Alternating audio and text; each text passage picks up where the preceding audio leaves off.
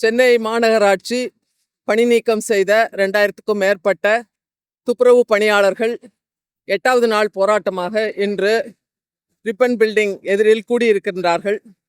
இந்த 8 நாள் போராட்டத்திற்கு தமிழக அரசு செவிசாய்க்கவில்லை, மாநகராட்சி மேயரும் செவிசாய்க்கவில்லை. அடுத்த கட்டமாக என்ன செய்ய போகிறோம் என்று பேசிய போது அனைவரும் இங்கே மாநகரில் பணிபுரிந்து கொண்டிருக்கும் ஏனைய துப்புரவு பணியாளர்களை தொடர்பு கொண்டு அவர்களை ஒரு நாள் வேலை நிறுத்தத்தில் ஈடுபட செய்ய வேண்டும் என்று யோசித்து வருகிறார்கள். மாநகராட்சியும் சரி, தமிழக அரசும் சரி, கோவிட் காலத்தில் அபாயமான தொழில் செய்து மக்களின் உயிர்களை காப்பாற்றிய மற்றும் இன்று வரை துப்புரவு பணி செய்து கொண்டிருக்கின்ற ஏழை பெண்கள், அதுவும் திருமணமாகி கணவனால் கைவிடப்பட்ட பெண்கள் இந்த வேலையை செய்து கொண்டு வருகிறார்கள். அப்படிப்பட்ட பெண்களின் போராட்டத்தை கண்டுகொள்ளவில்லை என்பது ஒரு துரதிர்ஷ்டமான விஷயமே. ஆகையினால் முதல்வரும் சரி, மேயரும் சரி உடனடியாக கலந்து ஆலோசித்து இவர்களுக்கு பணி நிரந்தரம் செய்ய வேண்டும். அதேபோல் தனியார் துறையில் வேலை செய்கின்ற துப்புரவு பணியாளர்களுக்கு ஒரு ஊதிய நிர்ணயத்தை செய்து அதை கடுமையாக நிறைவேற்றிட கண்காணித்திட வேண்டும். ஏனெனில் குறைவான ஊதியத்திற்கு இன்றுள்ள விலைவாசியில் அவர்கள் வேலை செய்வது சற்றும் பொருத்தமில்லாதது. ஆகையால் இந்த விலைவாசி உயர்வை கணக்கில் கொண்டு அவர்களுக்கான ஊதியத்தை அரசு நிர்ணயித்து, அது கான்ட்ராக்டில் வேலை செய்தாலும் சரி, தனியாரில் வேலை செய்தாலும் சரி, ஒரே வகையான சம்பளத்தை அனைவருக்கும் கொடுப்பதை பாதுகாக்க வேண்டும் என்று, அதாவது இந்த தொழிலை, துப்புரவு தொழிலை செய்பவர்கள் பெரும்பாலும் தலித் மக்கள்தான். அவர்களுடைய குரல் எடுபடாமல் இருக்கிறது என்பதற்கு முக்கிய காரணம், இன்னும் அவருடைய ஓட்டுகள் வாங்கப்படுகின்றன. அந்த நிலையில் அவர்களுடைய குரல் எடுபடாமல் இருக்கிறது.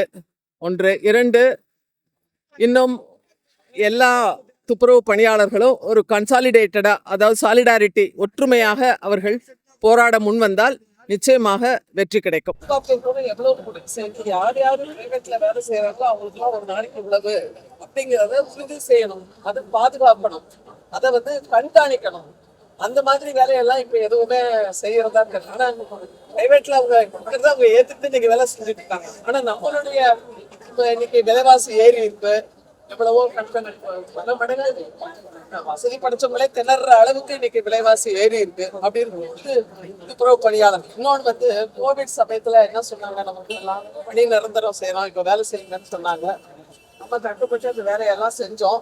ஆனா இன்னைக்கு வார்த்தையை தவறிட்டாங்க, அந்த கொடுத்த வாக்கை மீறிட்டாங்க, அல்லது அதை பத்தி அக்கறை இல்லாம இருக்காங்க. அதனால இதை நம்ம அந்த போராட்டத்தை கைவிடக்கூடாது, தொடர்ந்து நடத்தணும்.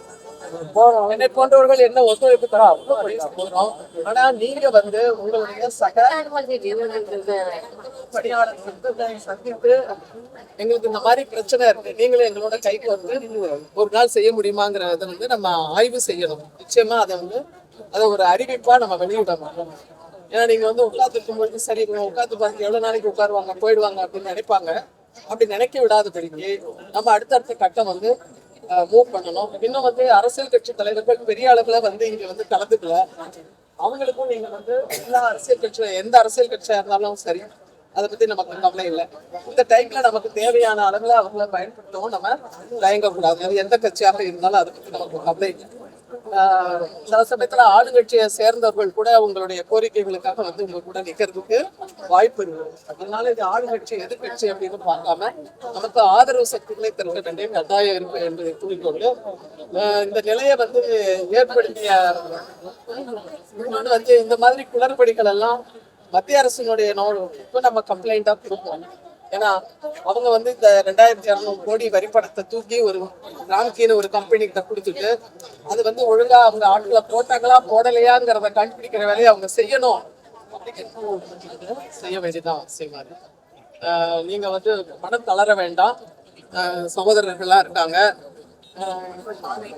நிறைய பேர் உங்களுக்கு ஆதரவு சக்திகள் தொடர்ந்து வந்துகிட்டே இருப்பாங்க. ஏன்னா நீங்க செய்யற வேற யாரும் செய்ய முன்வராத ஆபத்தான இன்னொன்று ரொம்ப கடுமையான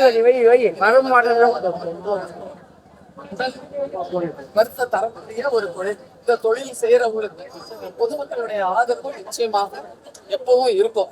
அதனால நீங்க வந்து இதை வந்து தொடர்ந்து மீடியாவில் நிறைய எடுத்துட்டு போய் வாட்ஸ்அப் குரூப்ல எல்லாம் நீங்க போட்டு பரவலா கொஞ்சம் ரீச் ஆகும். அதை எழுதி எந்த வகையில அதை எழுதி வீடியோல போடலாம் அப்படின்னு ஷாலினி பண்ணாங்கன்னா அது வந்து சிறப்பா இருக்கும். நாங்க எல்லாருமே அதுக்கு உதவி செய்யணும்னு சொல்லி 8வது நாள் போராட்டம். தூய்மை பணியாளர்களே அமைதியான போராட்டம். 8வது நாள் போராட்டம். வெல்லட்டும் விடாது தொழிற்சங்க மையம் இணைப்போர் உரிமை இயக்கம். தூய்மை பணியாளர்களின் போராட்டம் வெல்லட்டும். வேண்டுமே பணி நிரந்தரம் வேண்டுமே. எல்லாம் தொழிலாளியா வேலைக்கடு மாநகராட்சி எல்லாம் தொழிலாளியா வேலைக்கடு. வருகுது பார்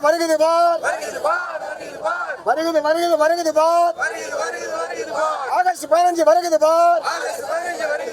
சுதந்திர தினம் வருகுது பார். கையில் கொடியை ஏந்திடுவோம். உரத்த குரலில் முழங்கிடுவோம். நிரந்தரம் என்பது இல்லாமல் சுதந்திரம் என்பது இல்லையே. நிரந்தரம் என்பது இல்லாமல் சுதந்திரம் என்பது இல்லையே. சுதந்திரம் எமது பிறப்புரிமை.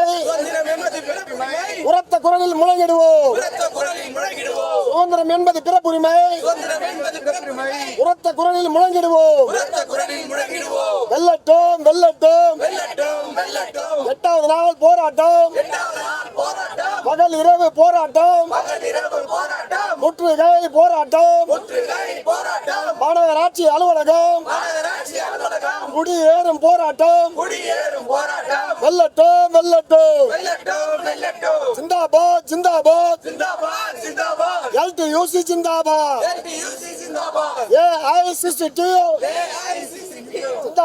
ஜிந்தாபாத்.